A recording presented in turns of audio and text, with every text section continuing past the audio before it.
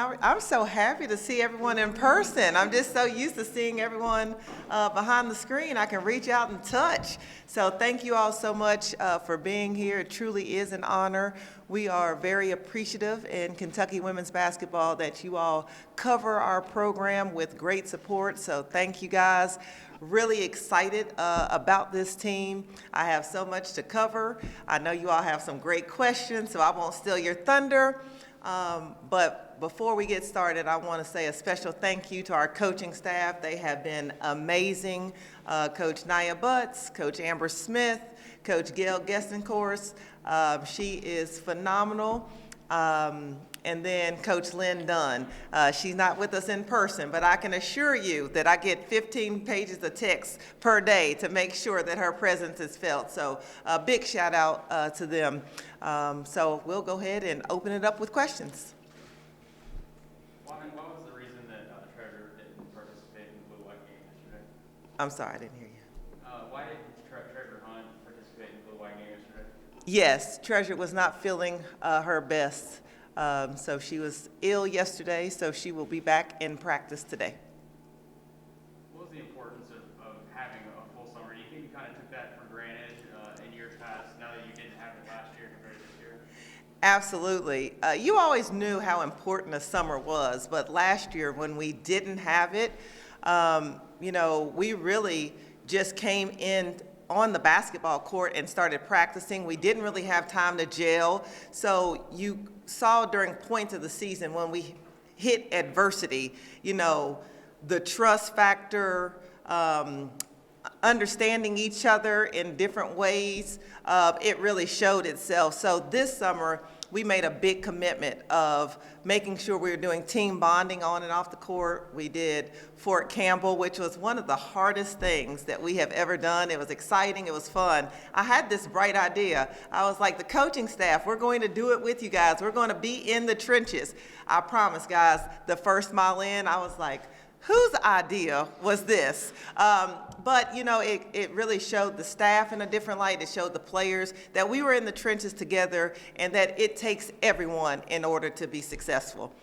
The other thing we did all summer long was the give back, the Elzy era give back tours, which I thought was a huge success. It gave us an opportunity to bond with each other, but also to give back to people who support our program. So it was a big hit for us this summer.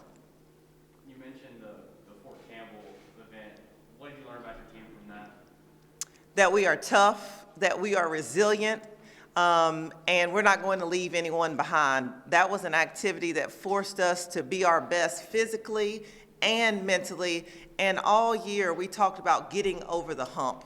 When adversity hits, that we have enough to get over the hump, and that's what it showed, resiliency. I'm just looking both at the roster and at the coaching staff. What level are you guys at right now with COVID-19 vaccinations, and is there a plan if you're not at 100% right now to get to 100% before the season begins? I feel comfortable with where we are right now. We have met the 80% threshold, so we are doing good. Our trainer, Courtney Jones, is make sure that we are really diligent in following COVID protocols to stay safe. Our administration and Jim Madalino, they do a phenomenal job to make sure that we are educated and safe. Have you seen Treasure take that sophomore step so far?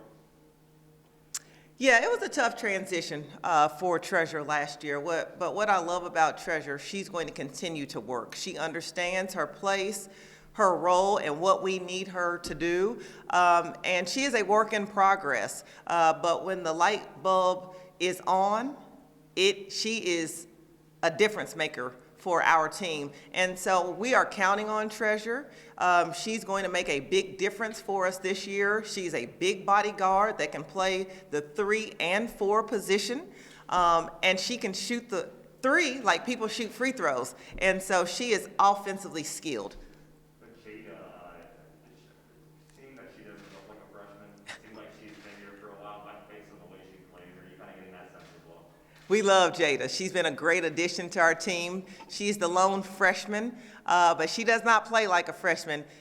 She arrived on campus and she was like, Coach, what do you need from me? And I was like, there's 3 things. I need for you to be coachable, I need for you to play hard, and I don't want you to back down. Just because you're the lone freshman, and trust me, she does not back down. One of our first practices, she was going on a fast break.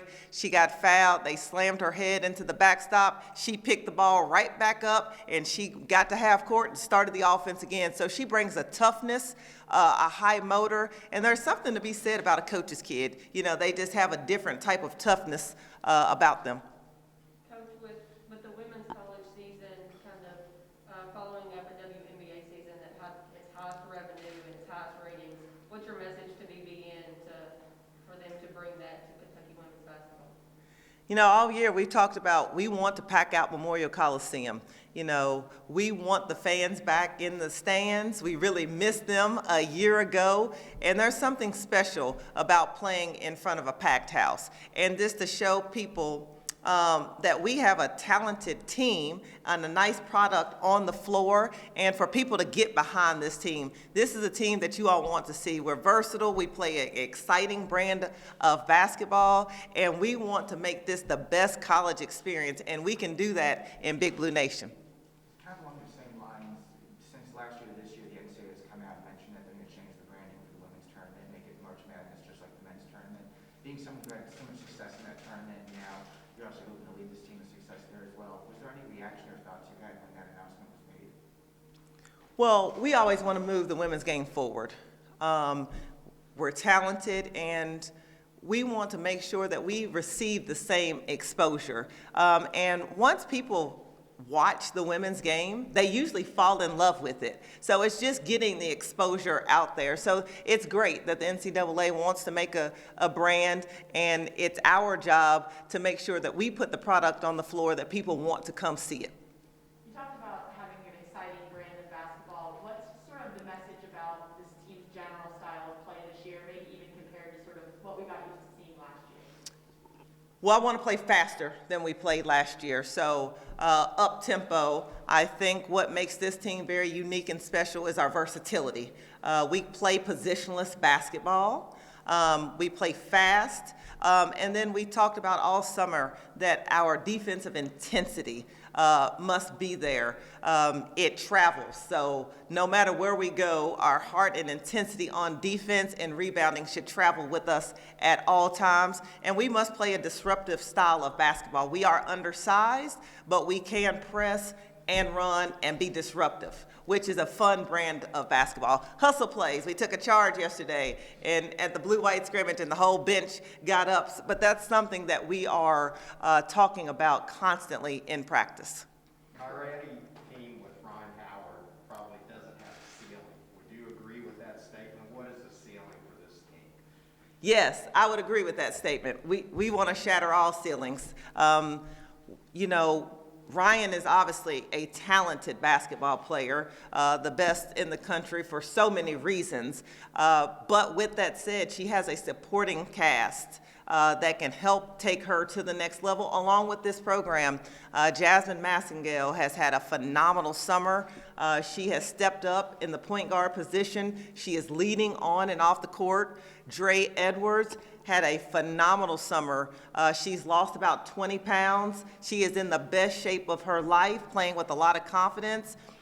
Blair Green, I am so proud of the progress that she has made. I always tease her. I always get her fingers moving because she's always calling for the ball. I was like, Blair, I promise we're going to get you a shot. But she is shooting the leather off the basketball. So I'm excited about the possibilities of this team. So national championship caliber?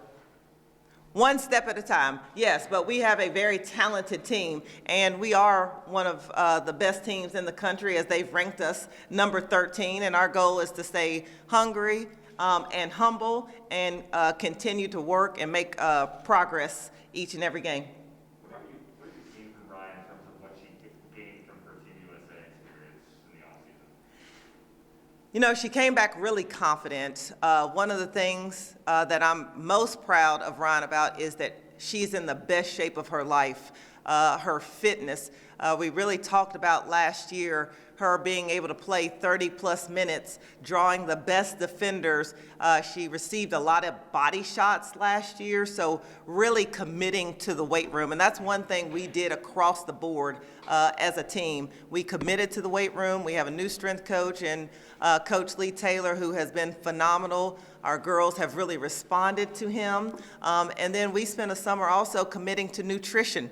To make sure that we're fueling our bodies in order to play how we want to play, up tempo and aggressive defensively. But Ryan also vocal leadership. She always was a lead by example, but the end of last year, all of summer, and as we are heading into the season, she has been really, really vocal, and that's what we needed from her. With only one true center on the roster in Olivia Owens, what have you seen from her this summer? Yes, she's committed to the weight room, and one of the things that we've talked to Olivia about is she brings a different dimension to our team. She's physical, she likes contact, she's going to hustle defensively, but offensively, demanding the basketball and finishing in the paint. That's what we've challenged her with. She's setting unbelievable screens, getting people open. Now we're talking to her about rolling to the basket and finishing in the paint with contact consistently. And that's a challenge that we've asked her, and so far she stepped up to it. You talked about Dre Edwards and, I'm sorry. I was going to say, Coach, you've been around coaching for a while, you've been around this program for a while. The team committing to it, just how was that buy-in then from the team as you try to build this program and build that culture as well?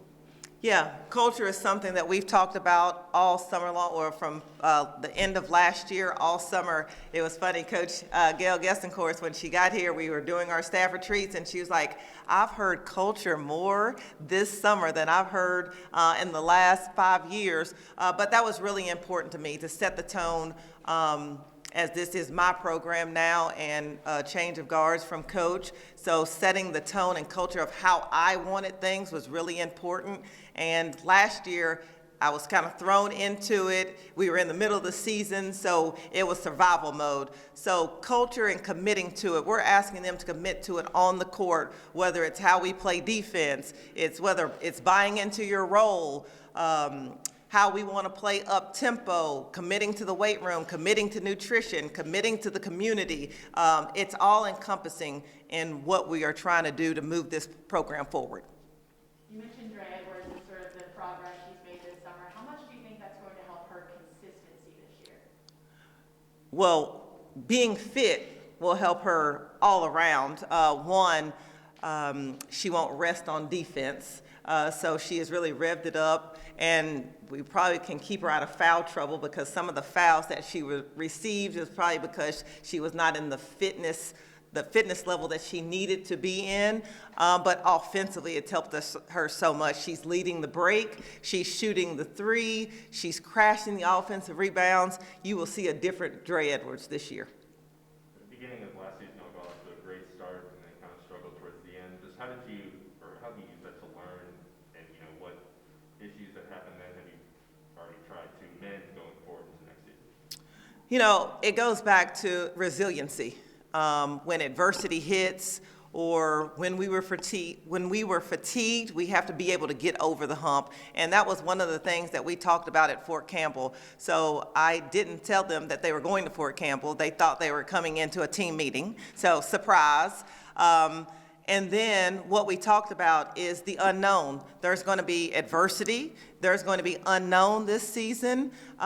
There's going to be things that happen to us that might derail our mental psyche for a minute, that we will have to bounce back. And then we talked about the team bonding. So at the end of the meeting, I told them that everyone, including the staff, were going to drop our cell phones in a bag. You would have thought I was talking a foreign language, that they had to give up their cell phones for 24 hours. But it was the best thing, because it really forced us to communicate and bond.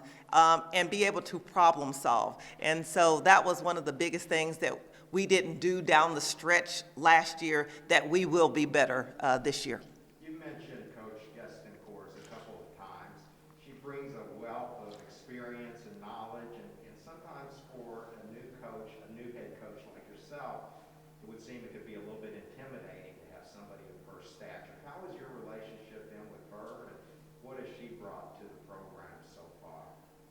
Well, clearly it's not intimidating because I hired her on the staff. There's no ego here. That's the thing that I love about this coaching staff. We are all in it to win and be the best that we can be, and we all have strengths and weaknesses. So it's imperative that you have a staff that can balance each other out. So obviously she's a Hall of Famer. I'm blessed to have 2 Hall of Famers, and they are both phenomenal, but what each coach brings to this staff is exactly what we need at Kentucky, where Coach Butts is the high energy, very intense, along with Coach Amber Smith, who played here. So she brings a different dynamic.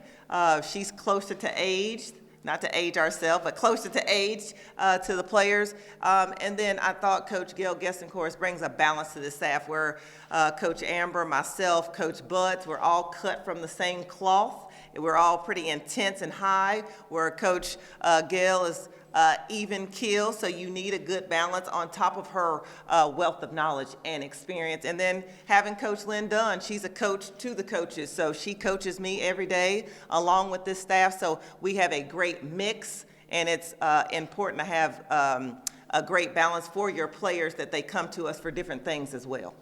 Talk about intimidation. I was intimidated when I saw you come down from the rafters. Are you not scared of heights, and what went into that decision coming about? No, I'm not scared of heights, and it did fit my personality. I'm pretty adventurous. So I've been skydiving, I've been bungee jumping, parasailing. So I do all sorts of crazy things in my free time when basketball's not going on. So now I can add that to my list. I never thought that I was going to rappel in Rupp Arena, but now I can just add that to my list of adventurous things. Coach Butts definitely wouldn't go with me, but I can always count on Coach Amber as my adventurous partner as we went skydiving together. So We'll take a couple more here in the room, and then we'll go to Zoom for a minute, and then come back. Just because of the fact that you guys don't have Chastity again this season, you'll have to start a new starting lineup because she started every game last year. So when you're having conversations with players about slotting into new roles or asking them to do something like start for the first time, what goes into those conversations, and how do you approach that as a coach? well, it's relationships with your players. You have to have honest communication both ways. So I talk to them, they talk to me, they talk to the staff. So relationships, number one, which I'm truly confident in this program. We have great relationships with our players. That does not mean every day is perfect or a bed of roses, but we have honest conversations. And then you give them a chance to play out their role. So after practices, our exhibition games, then you go have one-on-one meetings, and then that's where I can say, this is what we need from you in order for this team to be successful. How do you see yourself? But we have those conversations all year, not just when basketball season started. We've already started this summer. These are the things I need.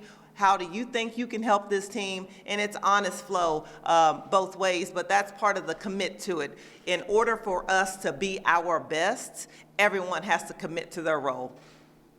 Sorry, you're talking about those conversations. How has Naya's progression been this summer, and what do you expect from her this season? Naya is one of the most coachable kids that we have on this team. I love her progression. She's willing to work. She comes in, and I've really challenged her. Defensively, she plays how I want to play. She's long, she's athletic, she plays really hard.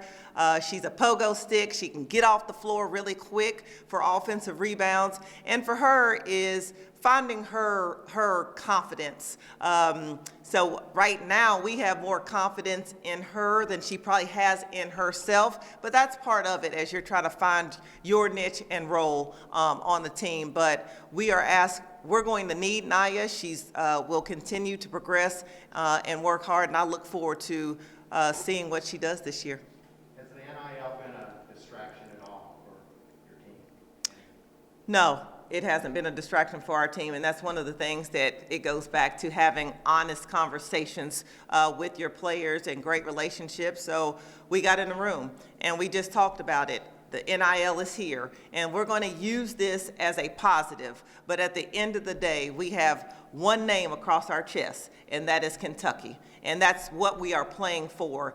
And when we win, everyone wins individually. And we talked about, no jealousy, no resentment, and they kind of laughed. But they understand what's at stake. We all came here to win. One, they need an education. Two, to have the best experience. Three, to win. And that's what they came here for, and they're very focused on that. But the great thing about the NIL, we've been on the cutting edge at the University of Kentucky for a long time, helping them brand, having financial classes, branding classes, and it's been helpful, and we're doing really well with the NIL. How were you graded the game tape?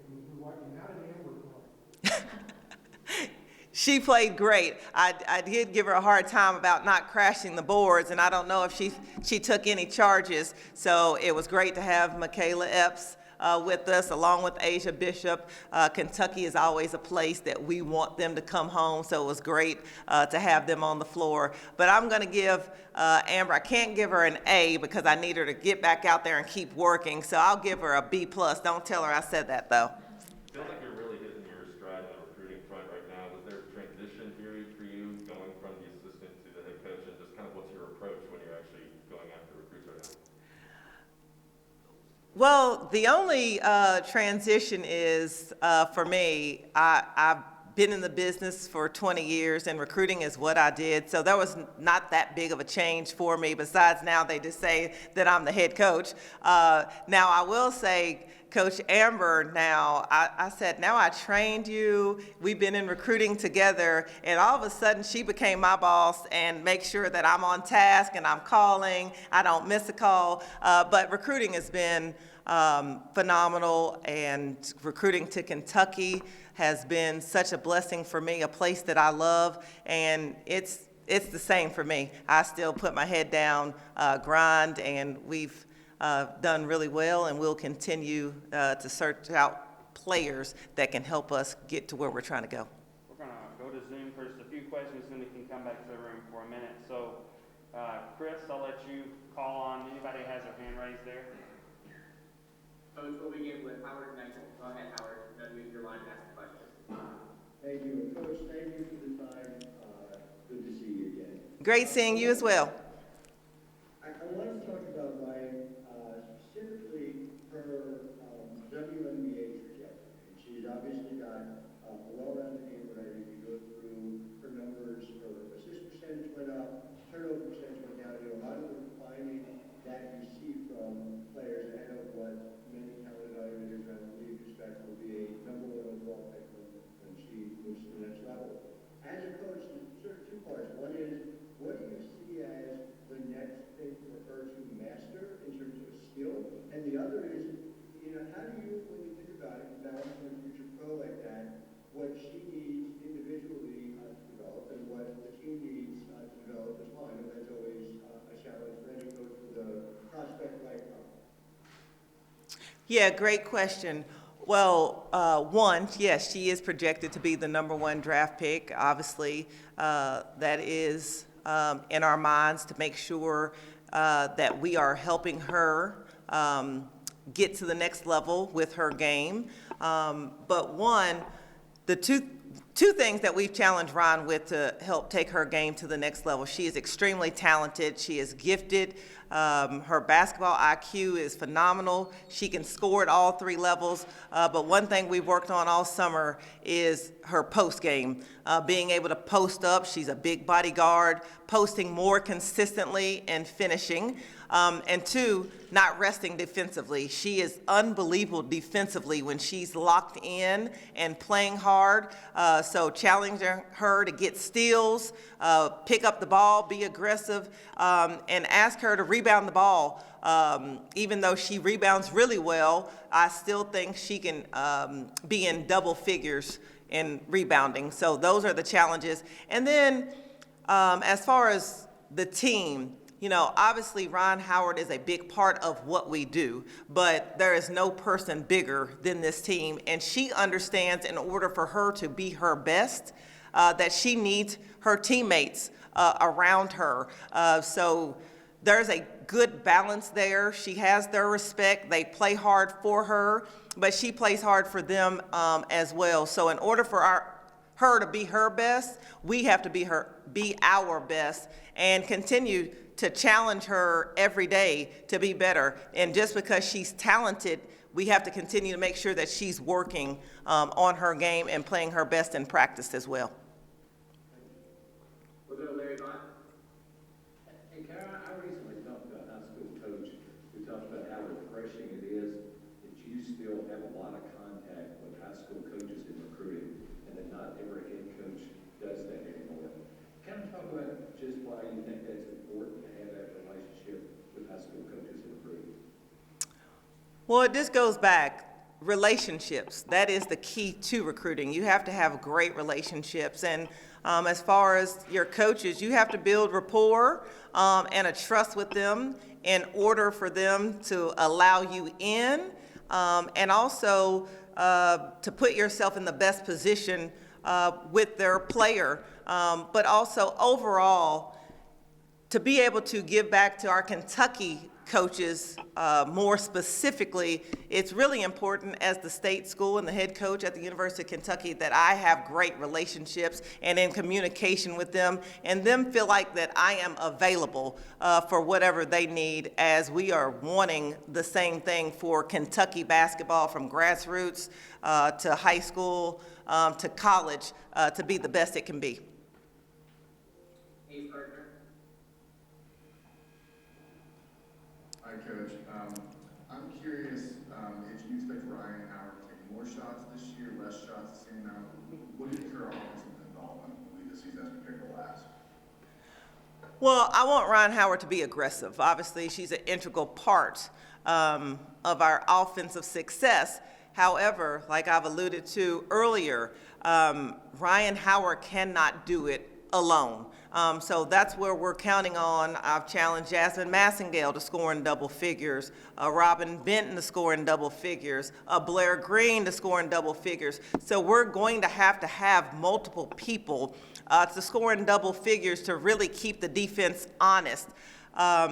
Last year, we watched Ryan too much, as she does make phenomenal plays, but we can't get caught watching. We have to be a part of the action, and so that's going to, we need other people involved in the offense. So I'll do a better job of making sure that we're balancing out who's getting shots and where, but if we play like we're supposed to play, up-tempo, shooting open threes in transition, and not having to play in the half court as much, you will see it will allow other people the opportunity to score. Gary Graves. Hey, good morning, Coach. Good morning. Along that line, what was the process like with Ryan in terms of getting her to be more vocal and really get everybody involved, telling them where they needed to be, what they need to do? Well, as far as getting Ryan more vocal, it's work. It's like, when you're missing free throws, you have to go in and practice your free throws. So for Ryan, it wasn't natural for her just to be a vocal leader. So we did a boot camp with her. She had to talk to the media. She spoke to different people in different professions to help her. And also this summer, we had a leadership council that Coach Gail Gessencourse ran, and they met with our leadership group here at Kentucky. So they were in meetings, and we put them in situations that they had to lead and vocally do it. And I think that has helped her confidence. And she's kind of come into her own with maturity as well. So that has been helpful. And then as far as Ryan with her team, they're all very close. This group just gels. They have great team chemistry. And I think she's more open about, this is what I need from you all on the court. What do you all need from me? So those are some conversations that they can have on their own that I think has really taken some pressure off her shoulders. And Coach will close things out with Christy Thomas. Oh, okay. You mentioned twice now you want to play faster. How does that look? Is it more defensive focused? Is it more the transition game? Is it more the half court? And what are those parameters or benchmarks that you guys are looking for? Well, in order to play faster, you have to really rev up your defense. So we have to score off of our defense, so getting steals, and we have to get the rebound and be able to run. A lot of times last year, we didn't have the defensive intensity that we needed, so we were taking the ball out of bounds, which slows down your transition offense. So really playing faster defensively, more disruptive, and being able to run will really help us play the tempo that we want to play.